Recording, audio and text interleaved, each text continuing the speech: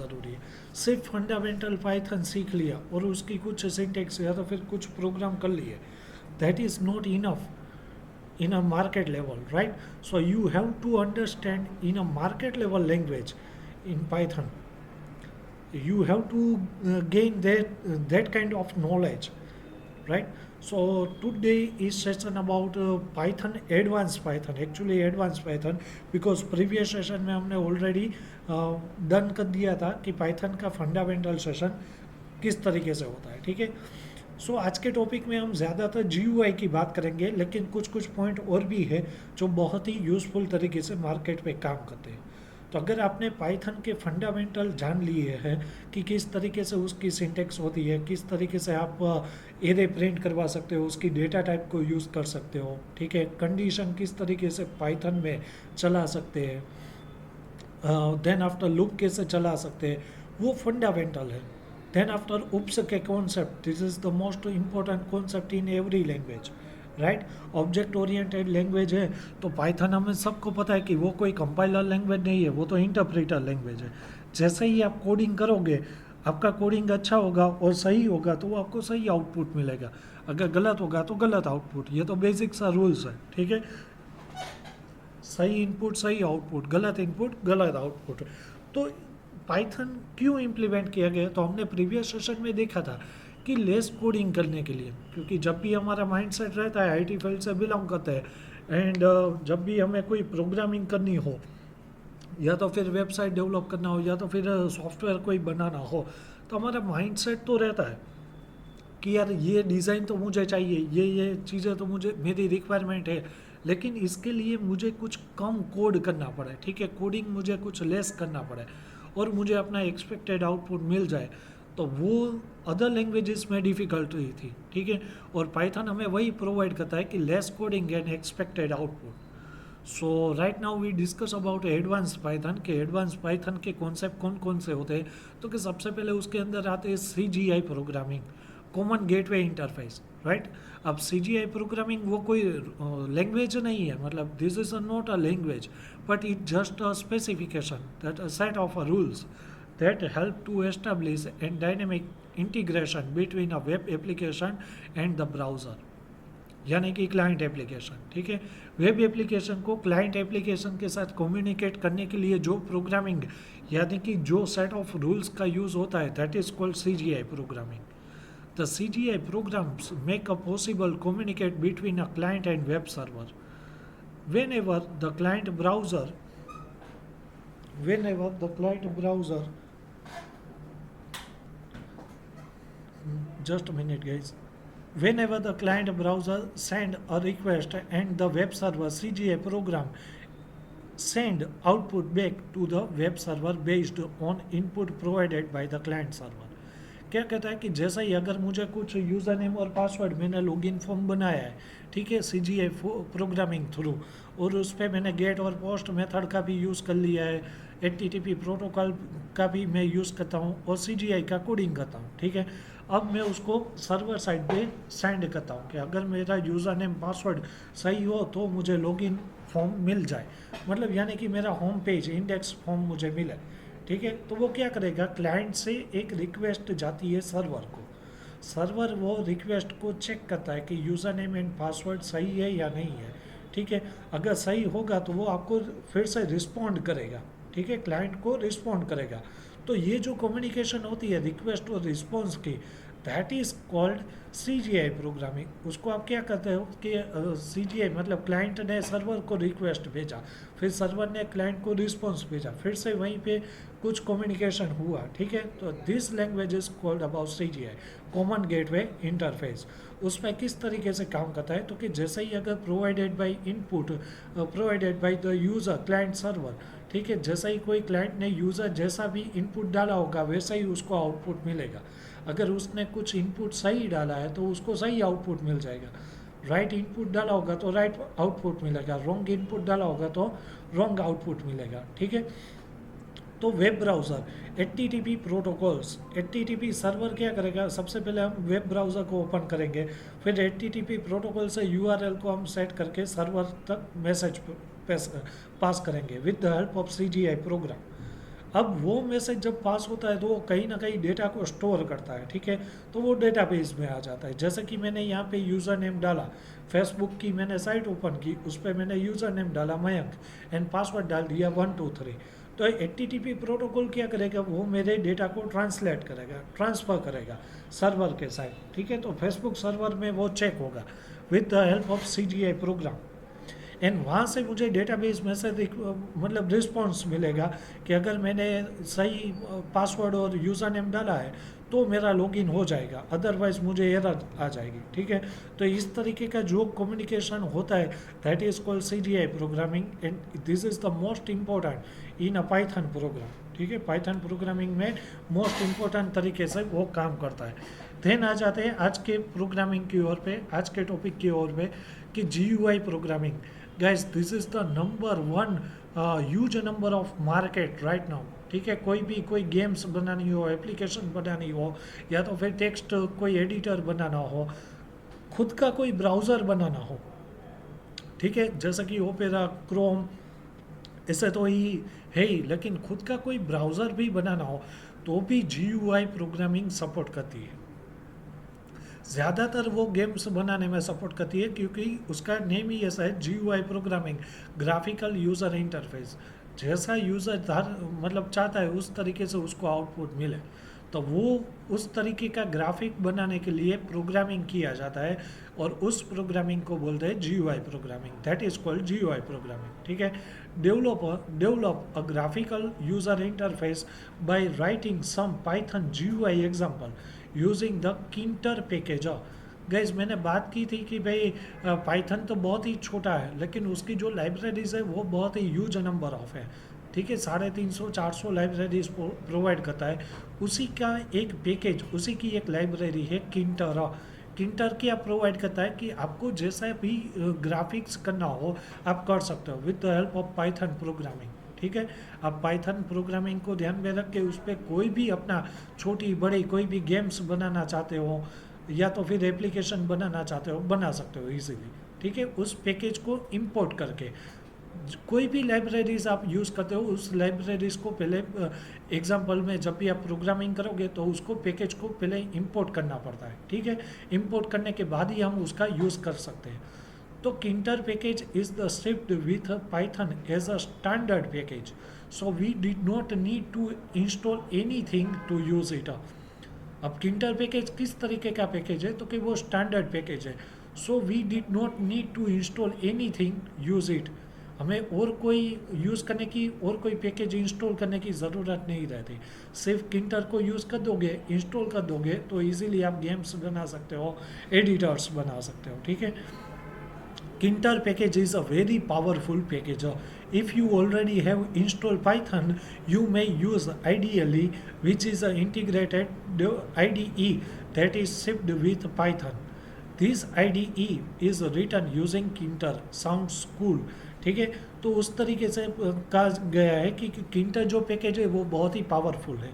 अगर वो पैकेज आपके पास ऑलरेडी इंस्टॉल है तब आइडियली में या तो फिर कोई भी एडिटर में आप उसको यूज़ कर सकते हो। ये मैंने यहाँ पे थोनी एप्लीकेशन ली है, ठीक है। जब हमारा प्रीवियस सेशन था तब मैंने बात की थी कि बहुत सारे एडिटर्स आते हैं, अब कौन से यूज़ करते हैं वो डिपेंड ऑन यूज़र है, ठीक है। तो पाईचार्म भी आप यूज़ कर सकते हो, थोनी भी यूज़ कर सकते हो, इक्लिप्स से भी यूज़ कर सकते हो, कई सारे एडिटर्स है। या तो फिर आइडियली, ठीक है, जो हमारा पाइथन का जो आइडियली मोड है उसका भी आप यूज़ कर सकते हो। तो सबसे पहले यहाँ पे थोड़ी बहुत एग्जांपल ले लेते हैं किंटर किस तरीके से काम करता है। अब GUI प्रोग्रामिंग में दो पैकेज आपको मिलेंगे, एक तो किंटर होगा और एक टूटल पैकेज होगा, ठीक है। दोनों पैकेज काम करते हैं सिर्फ और सिर्फ GUI प्रोग्रामिंग को ही सपोर्ट करते हैं, ठीक है। तो दोनों पैकेज को अगर आपको कुछ करना हो, ग्राफिकल यूज़र कुछ बनाना हो, तब आप किंटर पैकेज का यूज़ कर सकते हो। अब यहाँ पे आप देख सकते हो मुझे सिर्फ डिजिटल एक क्लॉक बनानी है, ठीक है, मुझे एक डिजिटल क्लॉक बनानी है। तो मैं क्या करूँगा, इंपोर्ट करूँगा किंटर पैकेज को, जो ऑलरेडी अगर मैंने इंस्टॉल कर लिया है तो फिर ठीक है, नहीं किया है तो फिर आपको यहाँ से करना पड़ेगा, ठीक है। मैनेज पैकेजेस में यहाँ से आपको किंटर लिख दोगे आप तो आपको वो पैकेज मिल जाएगा,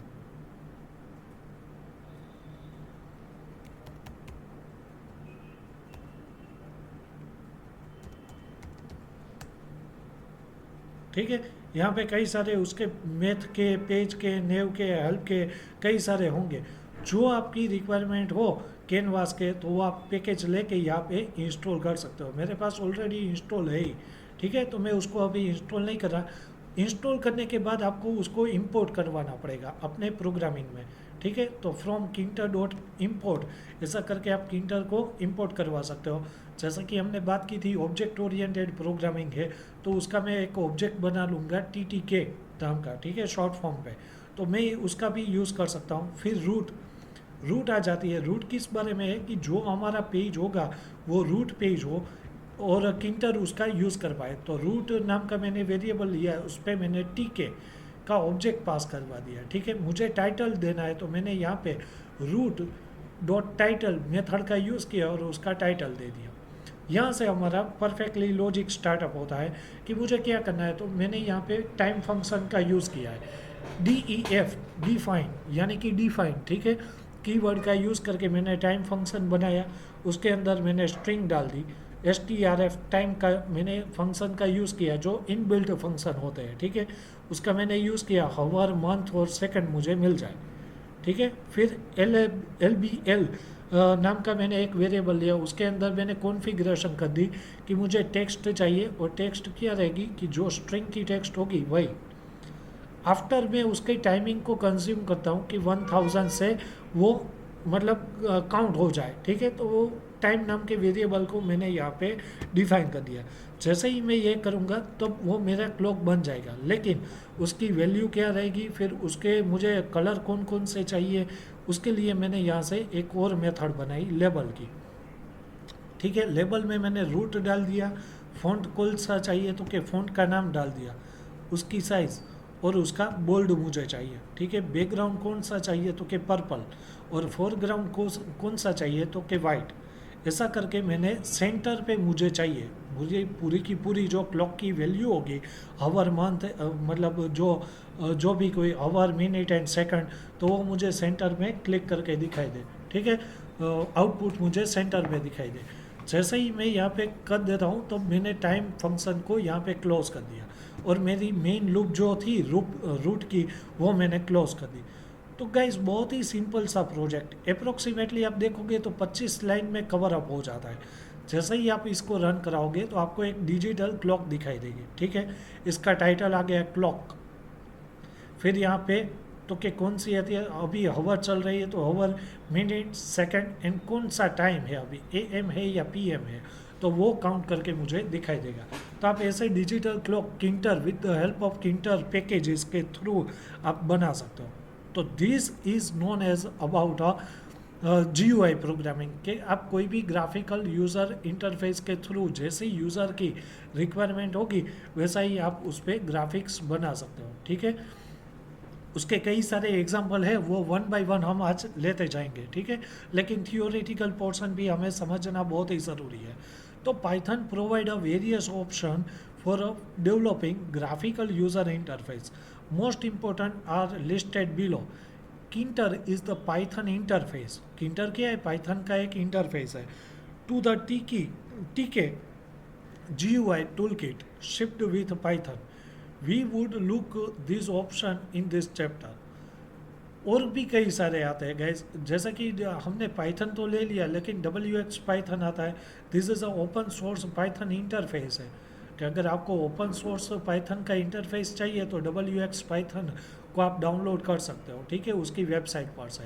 फिर J पाइथन आ जाता है। J Python is a Python port of a Java which give a Python script seamless access to the Java classes library and local machine। जैसा कि जावा वर्चुअल मशीन का यूज़ करके JVM का use करवा सकते हैं हम, वैसे ही पाइथन में J पाइथन का यूज़ करके हम उसको एक्सेस कर सकते हैं। किसको, तो कि जावा के क्लासेस को।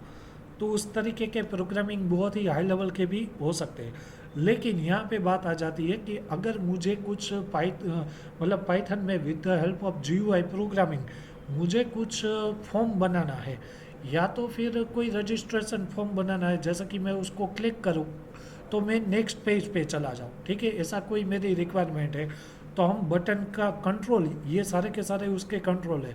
बटन आ जाते हैं, कैनवास आ जाती है, चेक बटन आ जाता है, एंट्री, ठीक है। सिंगल लाइन की टेक्स्ट बॉक्स मुझे चाहिए तो मैं एंट्री का यूज़ करूँगा। फ्रेम में क्या आ जाता है तो कि widget is use to container all the container, एक ही कंटेनर में सारे के सारे कंट्रोल को लाना हो तब हम फ्रेम का यूज़ करते हैं। लेबल, सिर्फ मुझे टेक्स्ट में कुछ चाहिए, मतलब सिंगल लाइन कैप्शन कुछ चाहिए तो मैं लेबल का यूज़ करूँगा। List box widget is use to provide a list option to the user. जैसा कि मुझे कंट्री का लिस्ट चाहिए, ठीक है, अमेरिका, इंडिया, एक्सेट्रा एक्सेट्रा, तो मुझे क्या करना पड़ेगा, वहाँ पे लिस्ट बॉक्स डालना पड़ेगा। तो वो भी पाइथन प्रोवाइड करते हैं, सारे के सारे कंट्रोल के आप यूज़ कर सकते हो, ठीक है। देन आते हैं मेनू बटन पे। तो menu button widget is use to display menu in your application. आपकी कोई भी एप्लीकेशन में अगर आपको मेनू बटन चाहिए तब आप उसका यूज़ कर सकते हो।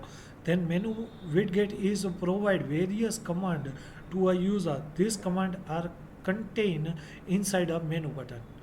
क्या होता है कि मेनू बटन के अंदर भी अगर मुझे कुछ मेनू चाहिए तो मैं क्या करूँगा, उसके कमांड थ्रू उसको एक्सेस करवाऊँगा, तो वो इनसाइड रहेगा मेनू बटन के, ठीक है। फिर मुझे कुछ मैसेज चाहिए, मल्टी लाइन के मैसेज, तो मैं मल्टी लाइन में मैसेज को प्रिंट करवा सकता हूँ। रेडियो बटन, अगर कोई भी जेंडर हो या तो फिर कुछ भी हो, मतलब ठीक है, तो दो मल्टी, मतलब अगर वन और मोर वैल्यू हो उसमें से हमें सिर्फ एक को चूज़ करना हो तो रेडियो बटन का भी आप यूज़ कर सकते हो, ठीक है। स्केल करवाना, तो कि स्लाइडर अगर बनानी हो तो आप क्या करोगे, स्केल कंट्रोल का यूज़ करोगे। स्क्रॉल बार अगर मुझे चाहिए, ठीक है, नीचे या फिर ऊपर कुछ स्क्रॉल बार करवानी हो तो भी मैं उसको स्क्रॉल बार के तौर पे यूज़ करवा सकता हूँ। फिर text, top level, spin box, paned window, कई सारे गैस कंट्रोल है, ठीक है। Label frame and T K message box, जैसे ही यूज़र की रिक्वायरमेंट होगी, ठीक है, जिस तरीके की यूज़र की रिक्वायरमेंट होगी उस तरीके के वो कंट्रोल को यूज़ करेगा। जैसा कि अभी मुझे सिर्फ रजिस्ट्रेशन फॉर्म बनानी है तो उसके लिए मुझे क्या चाहिए, लेबल चाहिए, टेक्स्ट बॉक्स चाहिए, ठीक है। फिर जेंडर के लिए मुझे रेडियो बटन चाहिएगा, ठीक है। फिर उसकी हॉबीज़ या तो फिर कोई प्रोफेशनल कौन से कोर्स की है तो उसके लिए मैंने वो कौन सी फील्ड से है तो उसके लिए मुझे उस अकॉर्डिंग कंट्रोल का यूज़ करना पड़ेगा, ठीक है।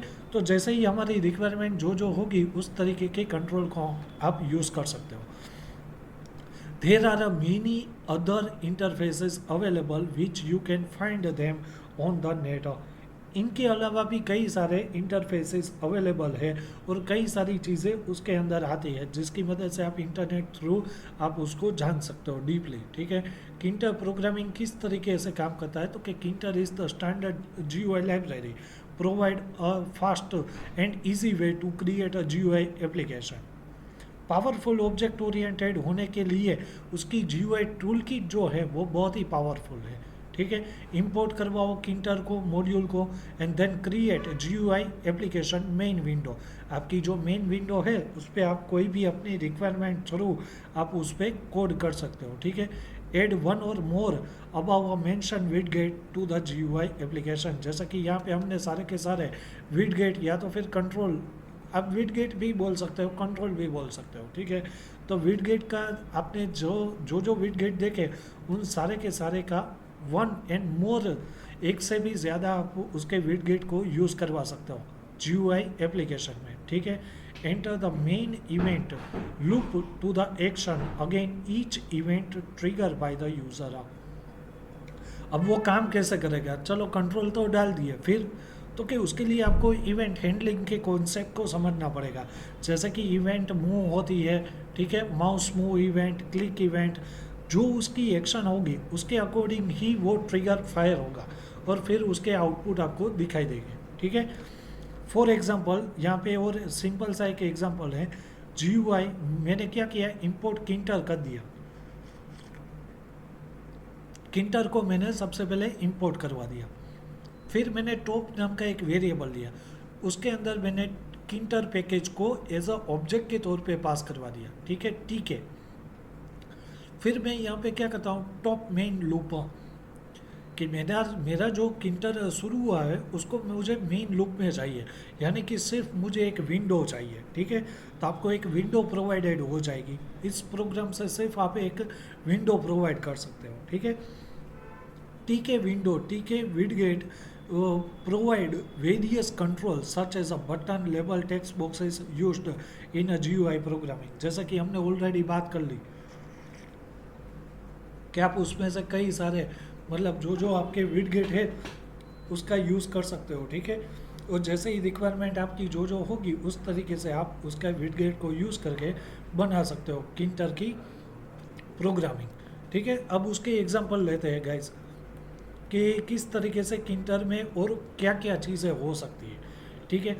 अब GUI प्रोग्रामिंग है तो वो डेफिनेटली कुछ गेम बनाने के लिए यूज़फुल रहेगा। तो अगर मुझे कोई छोटी बड़ी गेम्स बनानी हो तो आप देख सकते हो उसके लिए अलग से एक लाइब्रेरी है जिस दैट इज़ नोन एज टूटल, ठीक है। टूटल सेम एज किंटर के तौर से ही काम करता है। आप उसमें जो जो रिक्वायरमेंट के हिसाब से गेम्स बना सकते हो, कुछ भी करवा सकते हो, ठीक है। तो गाइस मुझे यहाँ पे सिर्फ एक हम पहले देखते थे नोकिया स्नैक गेम, ठीक है। नोकिया का जो फ़ोन आता था उसमें एक स्नैक की गेम होती थी। अब उसको मुझे बनाना है तो वो मुझे किस चीज़ का ध्यान रखना पड़ेगा, उसका थोड़ा सा कोडिंग बहुत ही लेंथी है। इसको पूरा का पूरा समझ में अभी तो नहीं समझा सकते, लेकिन हाँ डेफिनेटली जब आप प्रैक्टिस करते हो, जब आप कोडिंग करते हो, प्रोफेशनली सीखते हो पाइथन को, तब आप इसको इजीली इम्प्लीमेंट कर सकते हो, ठीक है। यहाँ पे मैंने क्या किया है तो कि सिर्फ एक मतलब सिंपल अगर मैं आपको बताऊँ तो मैंने यहाँ पे कुछ और कुछ किया ही नहीं है, सिर्फ पेन को अप्स एंड डाउन्स किया हुआ है, ठीक है। कि मुझे किस टाइम पे क्या क्या चीज़ें चाहिए, अप डाउन लेफ़्ट राइट, उस हिसाब से वो काम कर सकता है। उसके कलर, उसकी साइज़ वो सारी डिफाइन कर दी है, ठीक है। तो आप ऐसी गेम्स भी बना सकते हो, ठीक है। आप देख सकते हो कि स्नैक की गेम हम किस तरीके से खेलते थे, उस गेम्स को भी आप Python with the help of Python के कोडिंग थ्रू आप बना सकते हो। तो ये छोटी बड़ी बहुत सारी गाइस ऐसी चीज़ें हैं जो आप इजीली मतलब उसमें कोई डिफ़िकल्टी नहीं है। जैसा कि हमने प्रीवियस जो जो लैंग्वेजेस देखे थे उसमें कोडिंग लेंथी रहता था, उसका जो कोडिंग रहता था वो क्या था, ह्यूज नंबर ऑफ लाइन लिखनी पड़ती थी, फिर जाके वो आपको आउटपुट दिखाई देता था।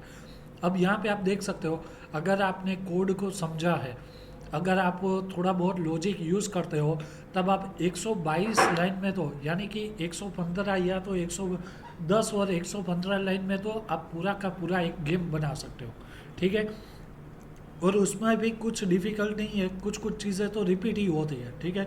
तो बहुत ही इजी तरीके से आप फंक्शन बनाओ, उसको कॉल करो, और कौन कौन सी चीज़ें आपको चाहिए वो एनालाइज करके आप अपनी गेम्स को डेवलप कर सकते हो। तो ये स्नैक की गेम GUI प्रोग्रामिंग में बना सकते हो आप। फिर आ जाते हैं फिर और भी कई सारी चीज़ें, जैसे कि मुझे वॉल क्लॉक चाहिए, ठीक है। तो वॉल क्लॉक किस तरीके से बनता है, तो उसके लिए भी मैंने टोटल लाइब्रेरीज का यूज़ किया है, ठीक है। फिर बैकग्राउंड कलर, उसका टाइटल, ट्रेसर, फिर उसकी स्पीड क्या रहेगी, पेन की साइज़ कौन सी रहेगी, वो सारी चीज़ें मैंने डिफाइन कर ली है, ठीक है। और जैसे ही मैं स्क्रीन को आउटपुट पे राइट नाउ आपको दिखाऊंगा तो वो वॉल क्लॉक आपकी रेडी हो जाएगी, ठीक है। तो आप देख सकते हो कि GUI प्रोग्रामिंग की कितना इम्पोर्टेंट है, ठीक है। पाइथन में अगर कोई भी गेम्स बनाना चाहते हैं या तो फिर कोई एप्लीकेशन बनाना चाहते हैं तो वो इजीली GUI प्रोग्रामिंग के थ्रू बना सकते हैं, और उसमें कुछ इतना हार्ड नहीं है कि हमें समझ में ना आए या फिर ऐसा कुछ, ठीक है। यहाँ पे जो जो कोई एरर होगी, बीच में से कोई भी अगर लाइन ड्रॉप हो जाती है तो वो आपको एरर भी प्रिंट करके दिखाई देता है, ठीक है। अब एक और चीज़ मोस्ट इम्पोर्टेंट कि अगर मुझे कुछ ड्रॉ करवाना है तो मैं कुछ डोरेमोन या ऐसा कुछ ड्रॉ भी करवा सकता हूँ, ठीक है। उसके लिए भी मैंने क्या किया, पेन अप कब हो रखना है ये लॉजिकल है गाइस। इसको आप कभी भी मतलब बिना समझे आप नहीं इम्प्लीमेंट कर सकते, इसके लिए आपको थोड़ा बहुत माइंड का यूज़ करके लॉजिक इम्प्लीमेंट करना पड़ता है, ठीक है।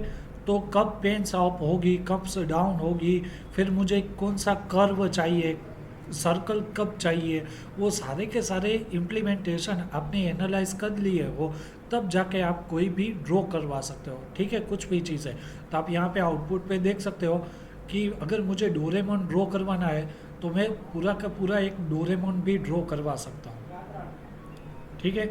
तो बहुत ही सिंपल तरीके से गाइस आप मतलब GUI के प्रोग्रामिंग को कर सकते हो, लेकिन उसकी लाइब्रेरीज इतनी पावरफुल है कि आप जो जो बनाना चाहते हो, अगर एडिटर बनाना चाहते हो तो वो भी बना सकते हो, छोटी बड़ी गेम्स बनाना चाहते हो तो वो भी बना सकते हो, ठीक है, और बहुत ही ईजी रहता है। तो आप देख सकते हो कि किस तरीके से पूरा का पूरा डोरेमोन ड्रॉ हो चुका है, ठीक है। तो इस तरीके से ये तो गाइस क्योंकि इतना टाइम नहीं रहता हमारे सेशन में कि पूरा का पूरा कोड को समझा पाए, ठीक है। तो इसके लिए अल्टीमेटली क्या होता है कि ऑलरेडी डन हो चुका होता है प्रोग्रामिंग, फिर आपको उस कोड को समझना पड़ता है। अगर विदाउट कोड आप अगर without understand any kind of coding language you cannot implement any kind of created to games or editors and etc, ठीक है। अगर आप जब भी कोई कोडिंग को समझते ही नहीं हो तब आप कोई भी चीज़ बना नहीं सकते। तो कोडिंग को समझना बहुत ही पावरफुल तरीके से समझना पड़ता है ताकि हमें इम्प्लीमेंट कर पाए जो जो हम बनाना चाहते हैं वो सारी चीज़ें, ठीक है। फिर आ जाते हैं लास्ट टॉपिक के बारे में कि अगर आप कुछ सेंड करना चाहते हो, ये तो बात हो गई GUI प्रोग्रामिंग की जो आज का हमारा मेन टॉपिक था, ठीक है। लेकिन मुझे ऐसा लगता है कि पाइथन पे अगर आपको आगे बढ़ना हो तो कई सारे उसके टूल्स हैं, ठीक है, उसको ध्यान में रख के भी आप कई सारी और भी चीज़ें कर सकते हो। तो उसके नेक्स्ट टॉपिक ले लेते हैं आज के आज ही, फिर कल हम डेटा साइंस और मशीन लर्निंग के बारे में जानेंगे, ठीक है। तो आज का ये लास्ट टॉपिक रहेगा कि अगर मुझे कुछ सेंड करवाना है वाया ईमेल थ्रू, तो सबसे पहले ख्याल क्या आता है कि सर वो तो हम जीमेल में भी कर सकते हैं। आप इजीली मेल तो करते ही हो ना सबको, सब लोग, ठीक है। तो कोई भी अगर मेल करना पड़ता है तो हम क्या करते हैं, डायरेक्टली जीमेल ओपन करते हैं, उसमें से यूज़र नेम पासवर्ड डाल के किसी को भी मेल करना हो कर देते हैं, ठीक है। लेकिन यहाँ पे बात जीमेल की नहीं है गाइस, यहाँ पे बात आ जाती है with the help of our code, जो हम खुद कोड करते हैं पाइथन पे, उसके अकॉर्डिंग हमें किसी को भी मेल करना हो तो हम किस तरीके से कर सकते हैं, उसकी सर्विसेज कौन कौन सी रहती है। इसके लिए पाइथन में एक एडवांस पाइथन में एक अलग सा टॉपिक है, that is called sending email, ठीक है। किस तरीके से आप with the help of Python code आप किसी को भी मेल कर सकते हो। अगर उस पर भी आपको कोई फाइल को अटैच करना हो तो भी आप कर सकते हो, ठीक है। फाइल अटैच करवाना हो या फिर CC में किसी को रखना हो, BCC में किसी को रखना हो तो भी आप कर सकते हो। किस तरीके से, तो हम डीपली जानते हैं। सिंपल मेल ट्रांसफ़र प्रोटोकॉल यानी कि SMTP is a protocol which handle sending an email and routing email between a mail server. क्या करता है कि आपकी जो मेल है, राउटिंग मेल उसके साथ कम्युनिकेट करता है, उसको हैंडल करता है with the help of SMTP, simple mail transfer protocol से, ठीक है। पाइथन प्रोवाइडेड, उसके लिए आपको पाइथन की अलग से एक लाइब्रेरीज का यूज़ करना पड़ेगा, मॉड्यूल का यूज़ करना पड़ेगा, that is called SMTP lib। SMTP lib module का यूज़ करके, उस पैकेज का यूज़ करके आप इजीली किसी को भी मेल कर सकते हो, ठीक है। जैसे कि अगर मुझे गेम बनानी थी तो मैंने किंटर का यूज़ किया, टोटल का यूज़ किया, ठीक है। सेम एज इट इज़ अगर मुझे किसी को भी मेल करना हो तो उसके अकॉर्डिंग मुझे उसकी लाइब्रेरीज, उसके मॉड्यूल का यूज़ करना पड़ेगा।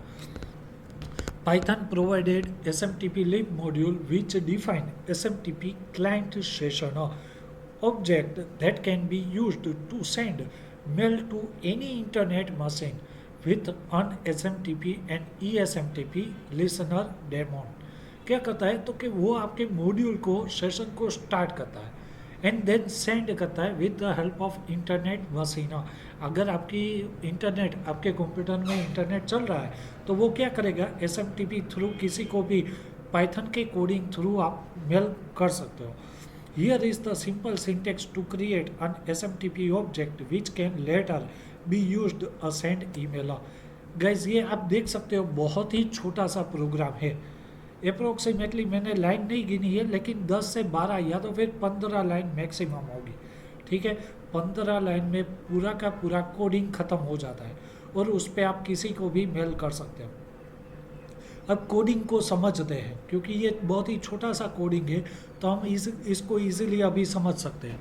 तो हम समझते हैं कि किसको किस तरीके से SMTP का यूज़ करके हम किसी को भी मेल कर सकते हैं। ठीक है, तो सबसे पहले मुझे क्या करना पड़ेगा, इंपोर्ट करना पड़ेगा किसको, तो कि SMTP लिब लाइब्रेरीज को, मॉड्यूल को। तो मैं यहाँ पे करूँगा इंपोर्ट SMTP लिब। ठीक है, मॉड्यूल को इंपोर्ट करवा देता हूँ। फिर मैंने यहाँ पे सेंडर नाम का वेरिएबल बनाया और उस पर मुझे जो अपना जो ईमेल आईडी होगा जिससे मैं किसी को भी मेल करता हूँ वो आईडी डालना पड़ेगा। तो मैंने यहाँ पे एग्जांपल के तौर पे डाल दिया test@gmail.com। देन आ जाते हैं रिसीवर के बारे में। ठीक है, तो रिसीवर का एड्रेस आपको डालना पड़ेगा, जैसे कि कोई भी हो सकता है। ठीक है, अगर मुझे आपको मेल करना है तो मैं यहाँ पे सबसे पहले अपना मेल एड्रेस डालूंगा, फिर आपका डाल दूंगा। ठीक है, तो सही रिसीवर का मुझे डालना है, तो रिसीवर demo@gmail.com, उसका मैंने आईडी डाल दिया। पासवर्ड मुझे डालना पड़ेगा। अब वो आप इनपुट करके भी डाल सकते हो, यहाँ पे मैंने स्टैटिक कर लिया है। ठीक है, लेकिन अगर आपको स्टैटिक सिक्योर ना लगे तो आप जब भी प्रोग्राम रन करो तब आप उसको इनपुट कर पाओ, उस तरीके से भी आप कोडिंग कर सकते हो। ठीक है, डायनेमिक तौर पे। तो यहाँ पे मैंने पासवर्ड ले लिया वेरिएबल, और उस पर मैंने जो सेंडर का मेल एड्रेस था उसका पासवर्ड डाल दिया। ठीक है, ये तो कॉमन चीज़ें हो गई। अब बात आ जाती है SMTP सर्वर की, जिसको मैंने एक वेरिएबल में SMTP लिब को स्टार्टअप किया with the help of SMTP server, simple mail transfer protocol को। अब गाइस सर्वर कोई भी हो सकता है, मैं यहाँ पे जीमेल का सर्वर यूज़ कर रहा हूँ, तो मैं कौन सा उसका आईडी डाल रहा हूँ, smtp.gmail.com। ठीक है, ये उसका आईडी डाल के उसका जो पोर्ट नंबर होगा, बाय डिफ़ॉल्ट पोर्ट नंबर उसका है 587। ठीक है, अगर आप खुद का सर्वर यूज़ करते हो तो उसका सर्वर का नाम एंड उसका पोर्ट नंबर आपको डालना पड़ेगा। ठीक है, वो आप डाल के फिर स्टार्टअप करते हो SMTP को। इसके लिए SMTP सर्वर .ehlo, ठीक है, वो मेथड का यूज़ करके आप उसको स्टार्टअप कर सकते हो। Then after SMTP server .startTLS, जैसा कि सिंपल मेल ट्रांसफ़र प्रोटोकॉल को रन करवाने के लिए TLS मेथड का यूज़ होता है, तो उसको भी मैंने स्टार्ट कर दिया। फिर से EHLO से मैंने तीनों के तीनों जो मेरे पैरामीटर है उसको कैच करवा लिया। ठीक है, फिर यहाँ पे मैं लॉगिन करवाता हूँ, तो SMTP सर्वर .login, उस पर मैंने पैरामीटर पास करवा दिए सेंडर एंड मेल पासवर्ड। जो मेरा सेंडर होगा वो लॉगिन हो पाए, उसका आईडी मुझे मिल जाए और पासवर्ड उसका मुझे मिल जाए तो लॉगिन सक्सेसफुल हो जाएगा। ठीक है, तो लॉगिन मेथड का यूज़ करके मैंने पैरामीटर में सेंडर एंड पासवर्ड पास कर दिए। देन मैं मैसेज एक डालता हूँ कि जैसे ही अगर मेरा लॉगिन हो जाता है तो मुझे एक मैसेज नाम के वेरिएबल में जो मुझे चाहिए, जो सब्जेक्ट चाहिए या तो फिर कोई भी मुझे मैसेज पास करवाना हो ईमेल थ्रू, वो मैं यहाँ पे डाल देता हूँ। तो मैंने यहाँ पे सब्जेक्ट दे दिया और उस पर मैंने डाल दिया demo, this is a demo. ठीक है, ऐसा कुछ मैसेज मैंने डाल दिया है। SMTP सर्वर सेंड मेल, अब से वो मेल को लॉगिन हो गया तो वो मुझे सेंड करवाना है, तो मैं क्या करूँगा, सेंड मेल मेथड का यूज़ करूँगा।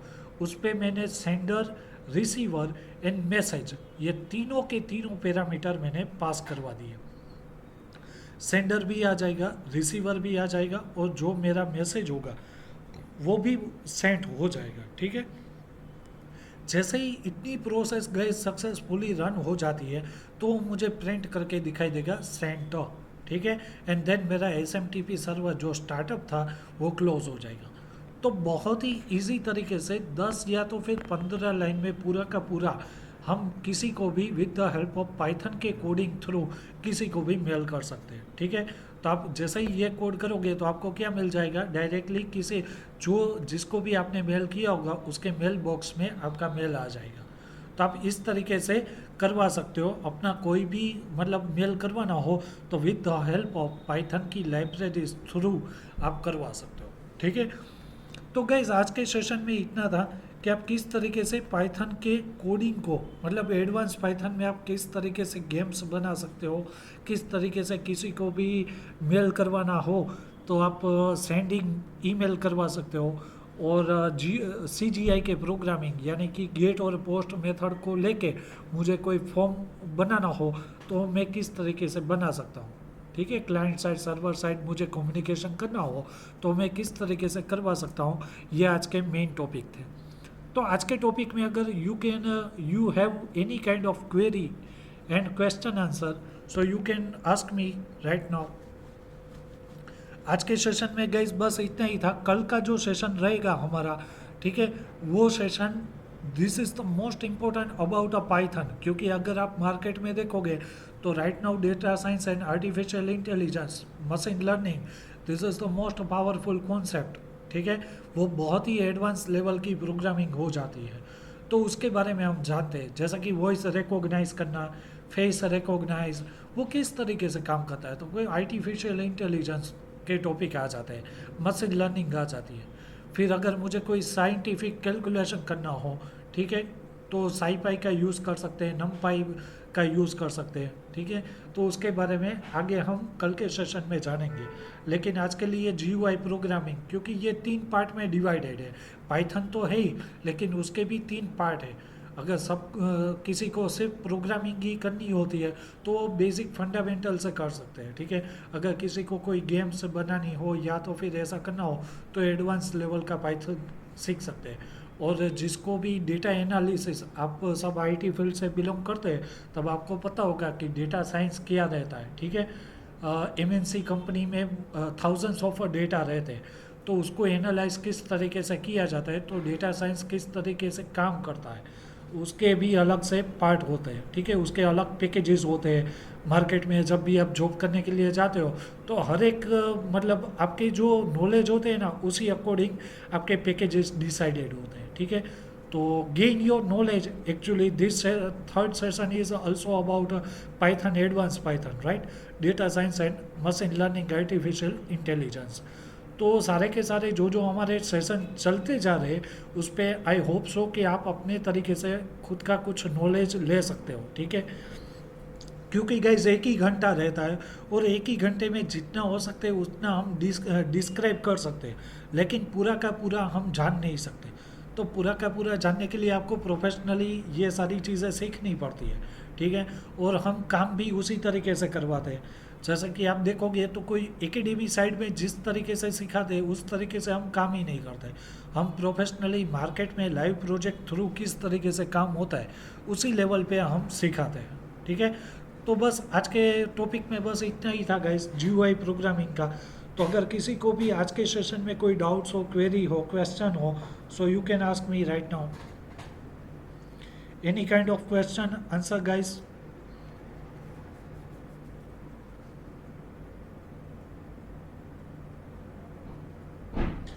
किसी को क्वेश्चन या फिर आंसर है, या फिर क्वेश्चन डाउट्स ऐसा कुछ?